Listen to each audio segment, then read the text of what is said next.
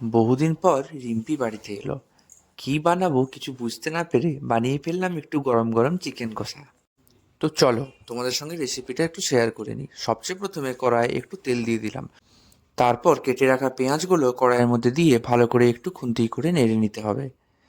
এটা হয়ে যাওয়ার পর বেটে রাখা আদা রসুনের মশলাটা ভালো করে ওই মশলার মধ্যে দিয়ে দিতে হবে। এবার কড়াইয়ে দিয়ে দিতে হবে কিছুটা জিরে গুঁড়ো, লঙ্কার গুঁড়ো, ধনে গুঁড়ো আর তার সাথে হলুদ গুঁড়ো। আর দিয়ে দিলাম পরিমাণ মতো চিকেন মশলা। তারপর কিছুটা কষিয়ে নিতে হবে। মাংস কিন্তু যত কষানো হবে তত টেস্ট বেশি বাড়বে।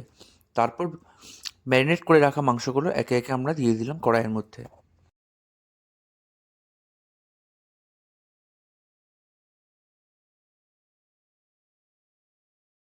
তোমরা কিন্তু মনে রেখো চিকেনটা কিন্তু কষাতে তোমরা একদম ভুলবে না। আমরা কিন্তু মাংসতে একটুও জল দিইনি, ওখান থেকেই ফুটেছিল। বাট তোমরা চাইলে একটু জল দিতেই পারো।